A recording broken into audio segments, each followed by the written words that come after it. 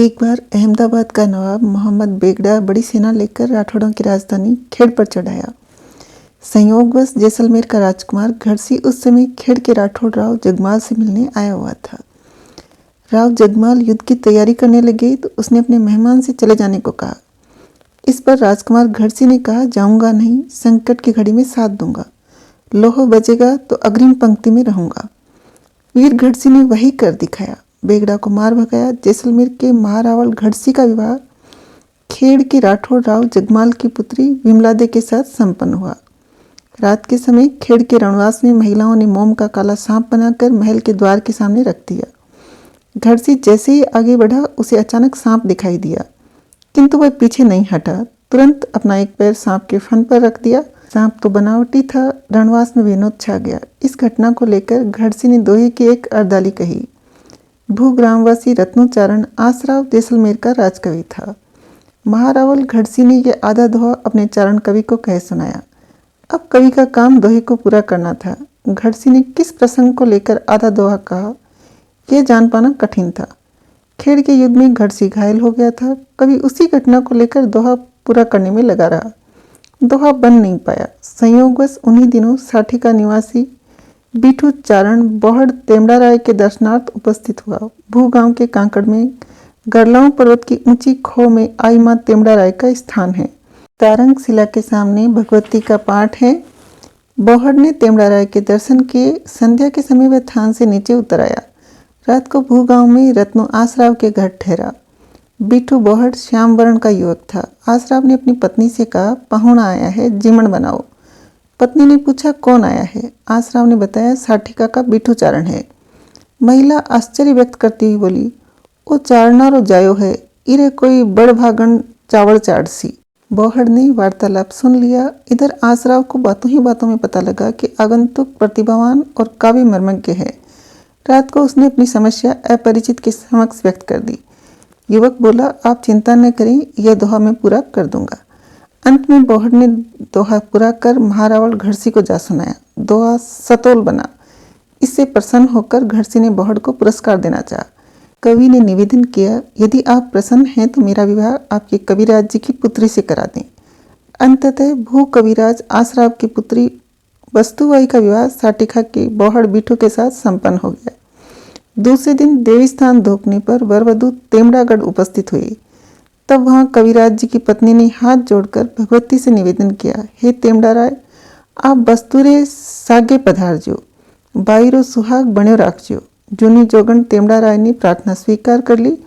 विदा करते समय पूजा मंजूषा करंड में 7.25 हाथ लाल वस्त्र नीचे रखकर लाल चोल पर काली ऊन के धागे से बना तेमड़ा राय सहित 7 बहिनों का स्वरूप विराजमान कर दिया। वह करंड वस्तुबाई के रथ में रख दिया। इस प्रकार जैसलमेर के गरलाऊ पर्वत से चलकर जांगलू प्रदेश के साठिका ग्राम में भगवती तेमड़े राय छाबड़े आ गई।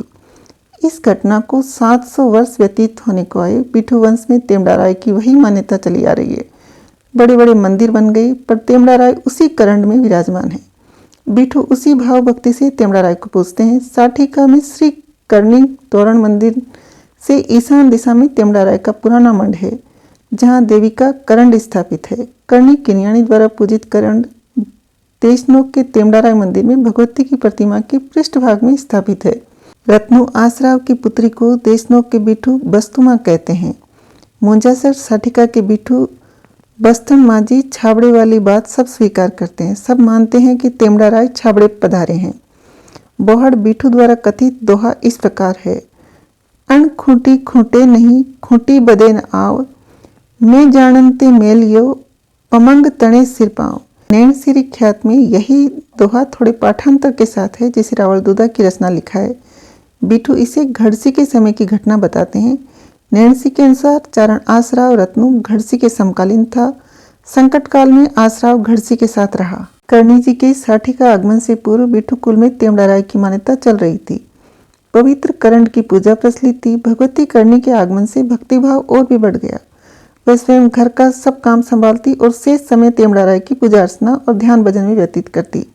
घर का वातावरण बड़ा सुखद था। करणी जी की कृपा से पूरे साठिका में सुख शांति छाई रहती। घर परिवार के मध्य रहकर भी मिहाई सांसारिकता से ऊपर उठी हुई थी। वह समान रूप से सब पर स्नेह वर्षण करती। अपनी पराई का कोई भेद नहीं था। साठिका के समस्त परिवार ही उनके परिवार थे। स्वाप्री सगत जब साठिका पधारी तो उनकी कोई अधिक आयु नहीं थी। घर में तो उनकी सलाह को सर्वोपरि माना ही जाता। अन्य परिवारजन उनसे पूछकर काम करते, उनके कथन को सर्वाधिक महत्व देते। कर्णी जी की मान्यता और सम्मान दिन दिन बढ़ रहा था। केलू बीठू का परिवार बड़ा सुखानुभव कर रहा था। घर में संपन्नता थी, पर्याप्त गोधन था। केवल एक ही बात की खटक थी कि घर में औछत चल रही थी। बड़े पिता बहड़ जी के 5 पुत्र थे, भरा पूरा परिवार था। इधर अपने घर में केलू अकेला था। माता पिता चाहते थे कि देपा का घर खुला रह जाए। सर्वज्ञता तो भगवती का प्रथम ऐश्वर्य है। कर्णी जी से क्या छिपा था, वे सास ससुर की मनोभावना को जान गई। जांगलू प्रदेश में विस्तृत चरागाह थे। किनिया शाखा के चारण कठियावाड़ गिरनार से अपने पशुधन को लेकर 13वीं शताब्दी में जांगलू की ओर चले आए। पशुपालन की सुविधा पाकर वे इधर ही बस गए, जो आगे चलकर किनियारी बस्ती कहलाने लगे। ये लोग गायें और घोड़े पालते थे। गायों से गोवर्धन होता रहता और घी का व्यापार चलता। इधर राजघरानों में घोड़ों की बड़ी मांग रहती। किनियाचारण उत्तम कोटि के कठियावाड़ी अश्व पालते। इससे राजपुरुषों से उनका निकट का संपर्क रहता। उन दिनों जैसलमेर, खेड़, पूगल, फलौदी, खींवसर और जांगलू के बड़े राजघराने थे। इनके अतिरिक्त अनेक छोटे छोटे सामंत थे। जैसलमेर और पूगल में भाटी राजपूतों के राज्य थे। खेड़ राठौड़ों की राजधानी थी। जांगलू प्रदेश सांखला राजपूतों के अधिकार में था। फलौदी और खींवसर में मांगड़िया राजपूत राज्य करते थे। फलौदी से नागौर तक का क्षेत्र मांगड़िया वाटी कहलाता था। किनियारी बस्ती का एक चारण रामा किनिया फलौदी के मांगड़िया शासकों के घनिष्ठ संपर्क में था। रामोजी किनिया को फलौदी के राव राजा बैरसिंह ने विक्रम संवत 1385 में स्वाप गांव प्रदत्त किया। रामाचरण के पुत्र का नाम दूसर था और दूसर के घर बड़भागी मेहा ने जन्म लिया, जिन्हें जोगमाया के पिताश्री कहलाने का सौभाग्य प्राप्त हुआ। जब स्वाप्री सगत प्रकट हो गई तो उनकी महिमा दूर दूर तक फैल गई। किनियारी बस्ती के चारण उन्हें अपनी ही मानते और स्वाप आकर बाईसा के दर्शन करते। जब भगवती साठिका आ गई तो बस्ती के किनिया परिवार के लिए बाईसा के दर्शन और भी सुलभ हो गए। कर्णी जी साठिका 5 वर्ष तक विराजी। इन वर्षों में किनियारी बस्ती के चारण भगवती से जुड़ गए। बस्ती से आने वाले किनिया परिवार में एक लड़की थी गुलाब, जो अपनी माता पिता के संग साठिका दर्शनार्थ आया करती थी। वह बचपन से ही मेहाई से हिल मिल गई थी। मेहाई स्वयं उससे बहुत प्यार करती और जब कभी वह आती उसे दुलार के साथ अपने पास बैठाती। सास ससुर की भावनाओं का समादर करते हुए मेहाई ने देपा जी के लिए इस कन्या को चुन लिया। कर्णी जी के कहने पर गुलाब के माता पिता सहज सहमत हो गए। विवाह रच दिया गया। बारात की तैयारी होने लगी। केलू बीठू की पोड़ पर चहल पहल छा गई। परिवार में एक नई उमंग आ गई। एक शुभ वेला में गुलाबबाई शीश पर मोड़ बांध देपा जी के संग साठिका आ गई। गुलाबबाई मेहाई का सानिध्य पा फूली नहीं समा रही थी। पहले तो यदा कदा दर्शन होते, अब तो कर्णी जी के संग ही रहने लगी। गुलाबबाई भगवती को बाईसा कहकर पुकारती और सदा उनके स्नेह में पगी रहती। गुलाबबाई को सेवा का सुअवसर मिल गया। वह बाईसा की सुख सुविधा का पूरा ध्यान रखती, स्वयं आगे बढ़कर उनके काम में हाथ बटाती। नवविवाहिता के आगमन से परिवार का वातावरण और भी सुखद हो गया। चारों ओर आनंद छा गया। साठिकावासी इस आनंद का अधिक दिन लाभ नहीं ले पाए। जिस महान उद्देश्य को लेकर जोगमाया अवतीर्ण हुई, उस ओर अग्रसर होने का समय आ रहा था। जांगलू का भीड़ भगवती के आगमन की बाट जो रहा था। अम्बा अरण्यवासिनी अधिक दिन साठिका में बीठू परिवार के मध्य नहीं रही। जोगमाया की इच्छा से परिस्थितियां बदल रही थी। पिछले 100 वर्षों में बीठू परिवार इसी गांव में रह रहा था। कभी कोई अभाव नहीं आया। साठिका में श्री कर्णी तोरण मंदिर के पास उत्तर दिशा में 2 पुरानी कुएं हैं। साठिकावासी इन्हीं कुओं का पानी काम में लेते। पशुधन इन्हीं कुओं पर पानी पीता। देव योग से कुओं का पानी नीचा उतर गया। पेयजल का काम चल जाता तो पशु प्यासे रह जाते। भगवती की लीला अपार है। वह क्या लीला दिखाने जा रही है वही जाने। 5 वर्ष पूर्व स्वाप से साठिका आते समय जोगमाया ने रात्रि विश्राम केलिया ग्राम में लिया था। वहां भी यही जल समस्या थी। जिस शुभ घड़ी में भगवती ने केलिया का पानी पिया, उसी दिन कुएं में पानी ऊंचा आ गया। केलिया में तो पल भर में पानी कर दिया और साठिका पानी के लिए तरस रहा था। यदि यहाँ जल समस्या न आती तो क्या कोई घर छोड़ने को राजी हो जाता। बपोती मानव मात्र को प्यारी लगती है। अपनी जन्मभूमि को कोई नहीं छोड़ना चाहता। पशु भी जिस खूंटे के बन जाता है उसे छोड़कर नहीं जाना चाहता। लोग खरा पानी पीकर भी साठिका में प्रसन्न थे। जब खारा पानी भी कम होने लगा तो आकाश से हाथ छूट गए। कर्णी किन्याणी ने अन्यत्र प्रस्थान करने का प्रस्ताव रखा। भगवती की प्रेरणा से अंततः केलू बिठू ने कर्ण जी का प्रस्ताव स्वीकार कर लिया। सामान बांधा जाने लगा। प्रस्थान की तैयारियां आरंभ हो गई। साठिका वासियों को कर्ण जी का मोटा सहारा था। रेतीले टीलों के मध्य बसा छोटा सा गांव साठिका भगवती के आगमन से तीर्थ स्थल बन गया था। गांव में सुख शांति छा रही थी। साठिका के कण कण में तीर्थ स्थल की सी पवित्रता आ रही थी। माता मिहाई में जो सहज स्नेह, अपनत्व और आत्मीयता का भाव था, उसने सबको एक सूत्र में पिरो दिया था। भगवती भाईचारे और सदाचार पर बल देती। महिलाओं और बच्चों पर तो वह प्रेम वर्षण करती ही रहती। सब महिलाएं उन्हें बहुत चाहती और हृदय से प्यार करती। बच्चे भगवती को बहुत प्यारे लगते। मानव समाज के मध्य जोगमाया स्नेह और श्रद्धा का केंद्र स्थल बन गई थी। दूर दूर से चलकर लोग माता मिहाई के दर्शन करने आते। साठिका की पवित्र रज को शीश चढ़ाते और भाव भक्ति से भरे घर लौट जाते। साठिका वासी इस बात का गर्व अनुभव करने लगे थे कि उनके बीच शक्ति स्वरूपा कर्णी जी विराजती हैं। कर्णी जी साठिका की पहचान बन गई थी। चारों ओर सुख शांति का वातावरण था। ग्रामवासी चाहते थे कि यह सुख शांति सदा सर्वदा के लिए बनी रहे। जब भगवती के साठिका का परित्याग की बात उनके कानों में पड़ी तो सब विकल हो उठे। साठिका में केलू बिठू के भाई भतीजों के 7 परिवार वहीं पौड़ के आसपास बस रहे थे। बिठू परिवार की महिलाओं ने जब यह अप्रिय समाचार सुना तो वे सुनी सी हो गई। सब केलू जी की कोठड़ी में आ एकत्रित हुई। कर्णी जी को समझाने लगी, मनाने लगी। मिहाई ने धीरज के साथ सबकी बात सुनी और उन्हें यथोचित सांत्वना दी। आश्वासन दिया कि साठिका में पानी की कमी नहीं आएगी। मिहाई के वियोग की बात याद कर महिलाएं जब नेत्रों में पानी भर लाईं तो किन्याणी का करुणा भाव जाग उठा। मातेश्वरी ने वचन दिया, विश्वास रखो, मैं अठेई हूँ। तोरण अठेई रैसी संभाल राखजो। जब बाला रिदुबाई विवाहोपरांत स्वाब से साठिका पधारी तो उनके साथ एक पिहर का परिवार साठिका चला आया। वह एक मेघवाल परिवार था। यह परिवार कन्यादान में दी गई गायें लेकर साठिका पहुंचा था।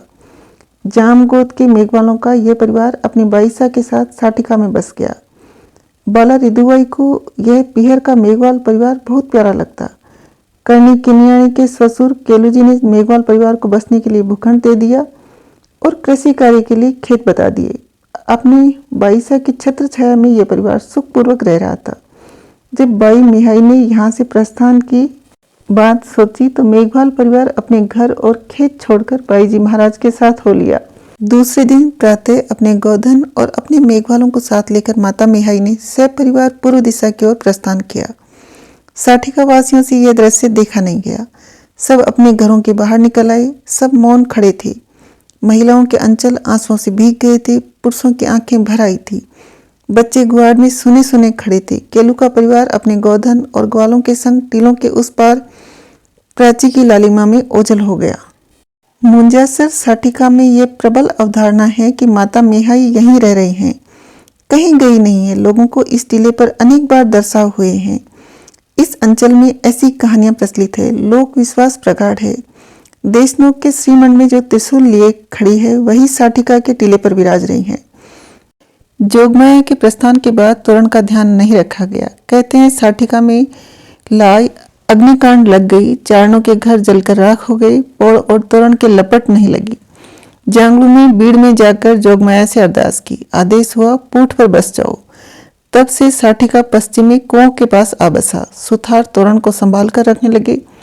श्री कर्णी तोरण मंदिर बना। सब तोरण की पूजा करने लगे। नित्य ज्योत आरती होती है। सुथार तोरण मंदिर के पुजारी हैं। दूर दूर से यात्री तोरण के दर्शन करने आते हैं। जात जड़ूला चढ़ाते हैं। इस तोरण की बड़ी महिमा है। जन विश्वास चला आ रहा है कि साठिका में आग नहीं लगेगी, देशनोक में महामारी नहीं आएगी और मथानिया में ओले नहीं पड़ेंगे। देशनोक का कोतवाल दशरथ माता मिहाई के साथ पिहर से आए इस मेघवाल परिवार का सदस्य था। दशरथ मेघवाल ने गायों की रक्षा में अपने प्राण दे दिए। वह जुझार हो गया। वर्तमान में देशनोक में इन जामगोद के मेघवालों के 100 घर हैं। देवी देसान राय को ये पिहर के मेघवाल जोगमाया अथवा बाईजी कहकर पुकारते हैं। स्वाब की किनिया बाला रिदुबाई को भुआजीसा कहते हैं, किंतु मिहाई को बाईजी कहने वाले तो इस धरती पर ये जाम मेघवाल ही हैं। अम्बा अरण्यवासिनी। गोधन साठिका से जांगलू की ओर बढ़ रहा था। थोड़ी ही दूर चले थे कि एक बस्ती में एक महिला जोर जोर से विलाप कर रही थी। उसका रुदन सुनकर करुणामयी को दया आ गई। पूछने पर पता लगा कि कोई बटोही है राजपूत दंपति। रात को बस्ती में विश्राम लिया था। युवक को रात को पीवना पी गया। पीवना सर्प विष के कारण मृत्यु हो गई। पत्नी पास में बैठी विलाप कर रही है। यह सुन करणी माता बैलगाड़ी से नीचे उतरी, निकट पहुंची, मृतक के मुंह में अपनी अंगुली डाली और बोली, ओ तो जीवे है, उठ रे बीरा।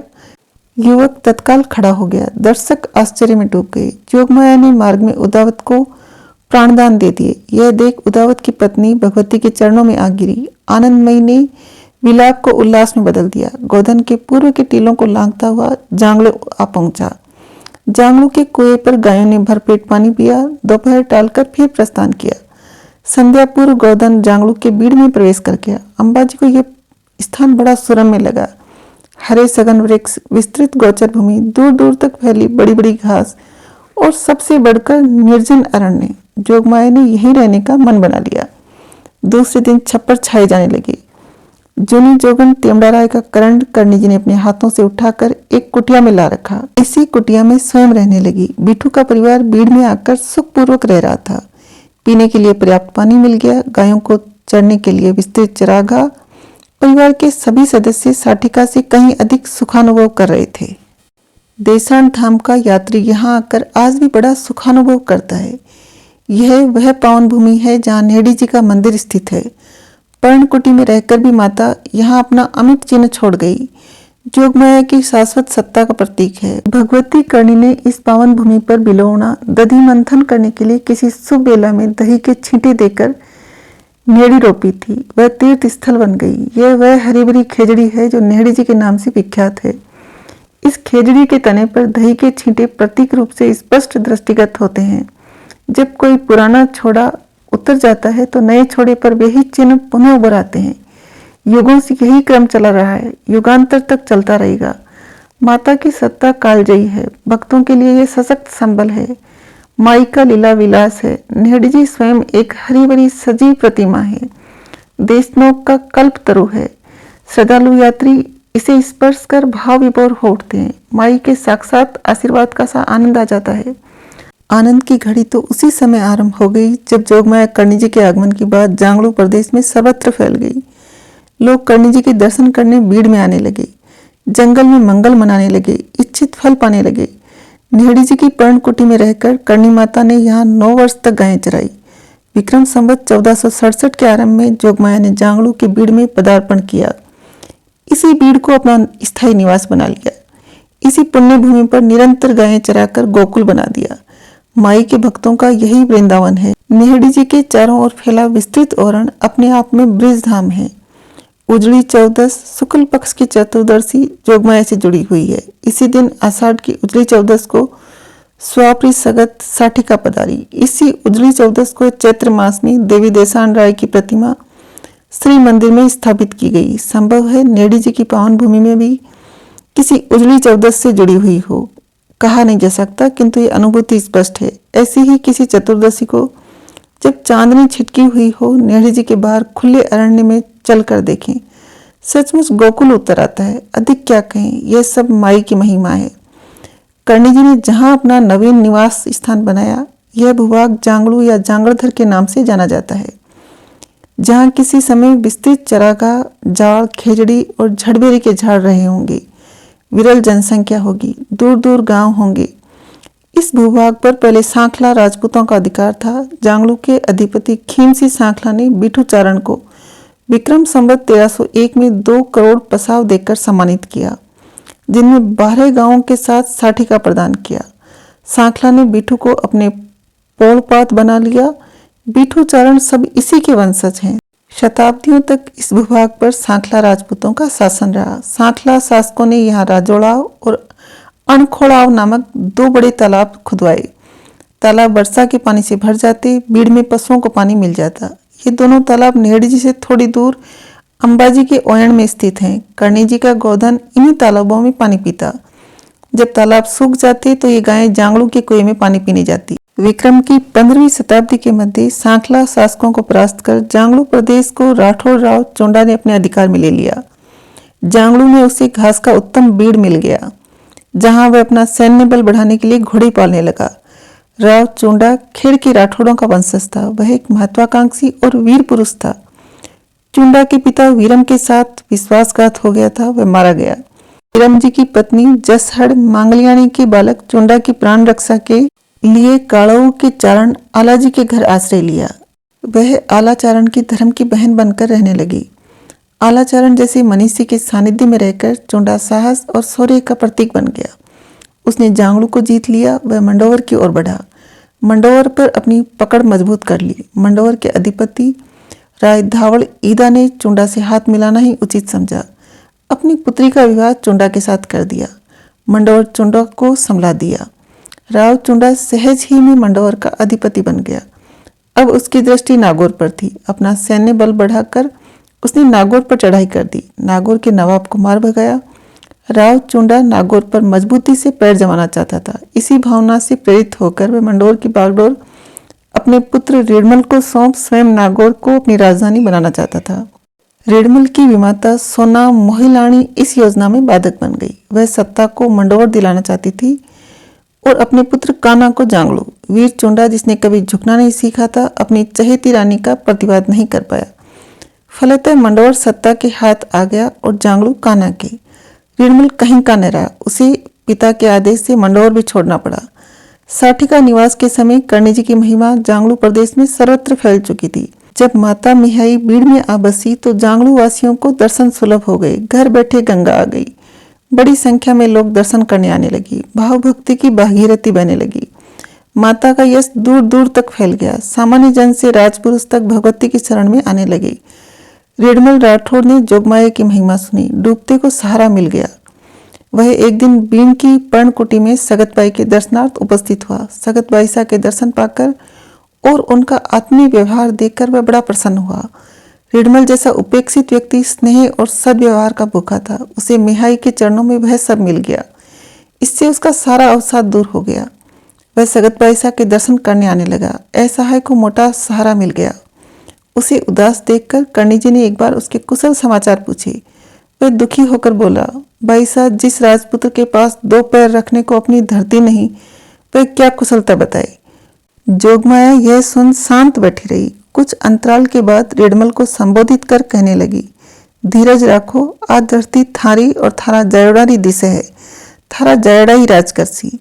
यह सुन रेडमल राठौड़ को बड़ी सांत्वना मिली। उसे मनचाहा वरदान मिल गया। समय पाकर यह बात चारों ओर फैल गई। इधर कर्णी जी का समादर दिन दिन बढ़ रहा था। इससे जांगलू के अधिपति कान्हा के अहंकार को बड़ा आघात लगा। वह एक उद्दंड स्वभाव का अनाड़ी व्यक्ति था। अपने को ही सब कुछ समझ बैठा था। जब रेडमल देवी के दर्शनार्थ भीड़ में उपस्थित होता तो वह उसका उपहास किया करता। जब वरदान की बात कान्हा के कानों तक पहुंची तो वह तिलमिला उठा। रेडमल उसका बड़ा भाई था और उसे फूटी आंख नहीं सुहाता था। इधर रेडमल की सहायता पर कर्णी माता खड़ी हो गई। यह सब देख कान्हा का विवेक नष्ट हो गया। उसने भीड़ में से कर्णी को भगाने की सोच ली। उसे एक कुटिल उपाय सूझा। उसने जांगलू के कुएं पर कर्णी जी की गायों को पानी नहीं पीने दिया। कान्हा के सामंत अजा और बीजा गायों के आड़े खड़े हो गए।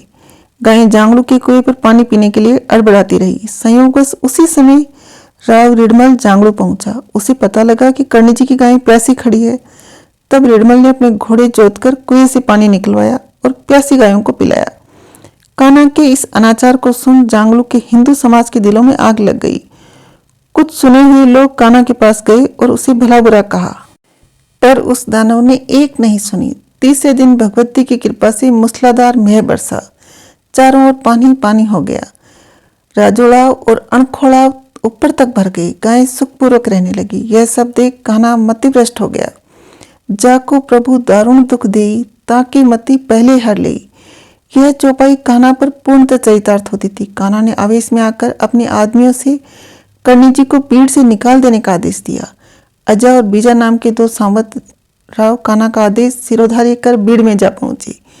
वहां जाकर बकझक करने लगे। जब वे शिष्टाचार की सीमा लांघ गए तो दैत्य विनाशिनी दुर्गा बाहर आई और उन्हें धकाल कर कहा, थारी मौत बोले है, तुम्हारी मृत्यु आ गई है। यह सुनते ही अजा और बीजा के मुख विवर्ण हो गए। जीभ बाहर लटक आई और अंतर में अंगारे बिखर गए। वे भयभीत होकर भागे और कान्हा के पास पहुंचते ही ढेर हो गई। अपने आदमियों की यह दशा देखकर वह आग बबूला हो उठा। उसकी माँ ने उसे लाख समझाया कि सगत भाई से बराबरी करना ठीक नहीं है, किंतु उसने एक नहीं सुनी। वह स्वयं घोड़े पर चढ़कर बीड़ की ओर भाग आया। बीड़ में भगवती के आवास स्थल पर पहुंचते ही वह आपे से बाहर हो गया।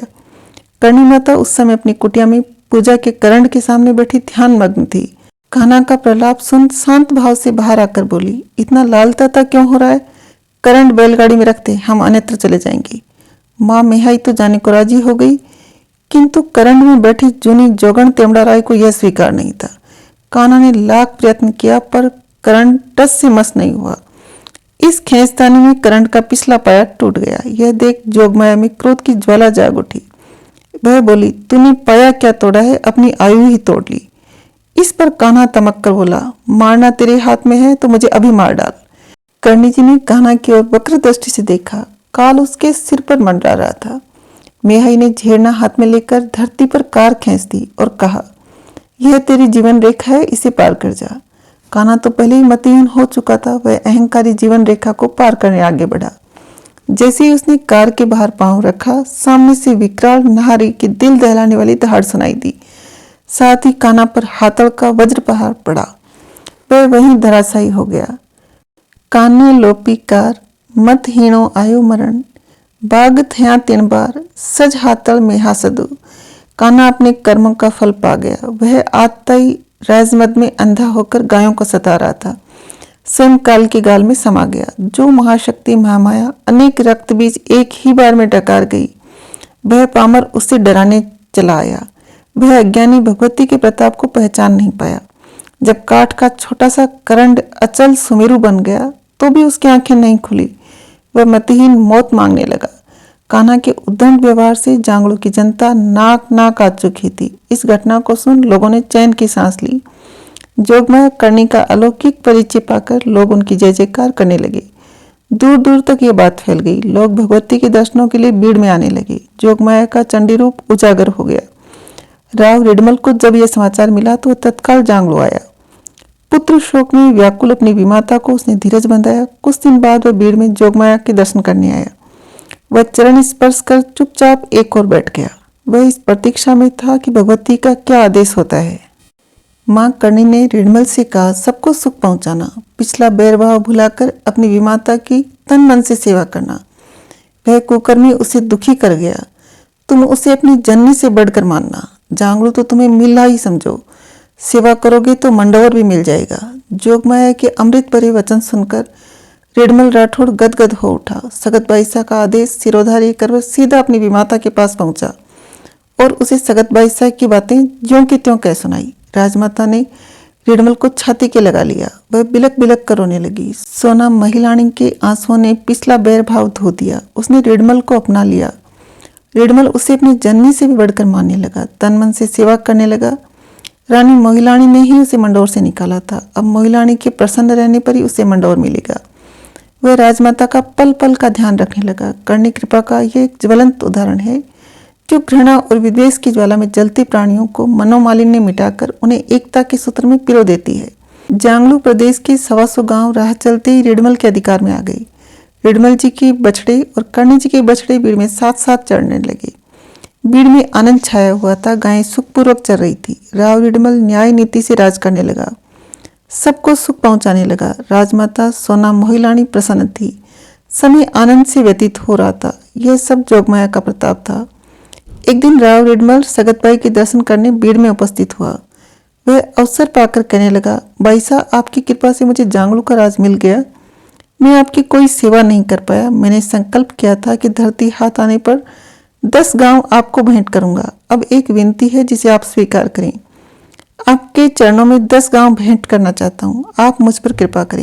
भगवती करणी कहने लगी कि गायों को चरने को गोचर पड़ी है, अधिक धरती लेकर क्या करना है। राव ने बार बार निवेदन किया, किंतु माता मेहाई इसके लिए राजी नहीं हुई। तब रिडमल ने एक उपाय सोचा। उसने चारों ओर के 10 गांवों की भीड़ से लगने वाले कुछ खेत मिलाकर भीड़ का नवीन सीमांकन कर दिया। अपनी अश्वशाला को अन्यत्र हटा लिया और वह संपूर्ण भूभाग माता मेहाई के अधिकार में दे दिया। 10 गांवों की थोड़ी थोड़ी भूमि भीड़ में मिलाकर राव रिडमल ने अपना संकल्प पूरा किया।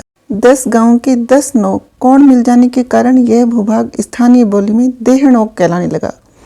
उच्चारण भेद के नियमानुसार कालांतर में है का स्थान शह ने ले लिया। देहनोक का देशनोक बन गया। ठेठ गांव के लोग आज भी देहनोक बोलते हैं। स्वयं जोगमाया ने अथवा किसी राजा ने इसका नामकरण नहीं किया।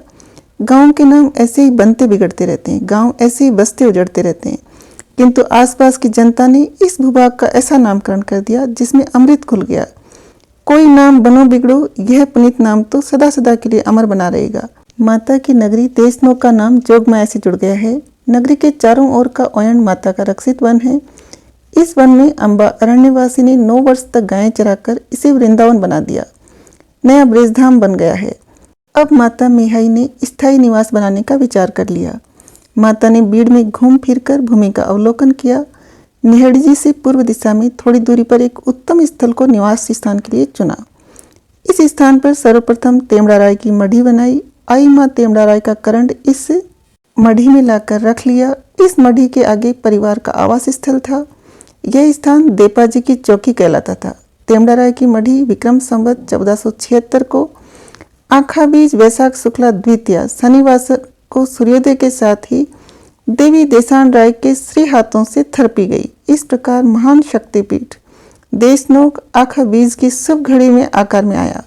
देवी देसान राय ने 1 शताब्दी से भी अधिक समय तक यहाँ निवास कर इस पावन भूमि को सर्वदा के लिए जागृत कर दिया। देशनोक की पुण्य भूमि माता मेहाई का चिरस्थायी आवास बन गई। राजस्थान का देशनोक पश्चिम भारत का नूतन शक्तिपीठ बन गया। ज्योतिर्मयी जोगमाया यहाँ जागृत खड़ी हैं।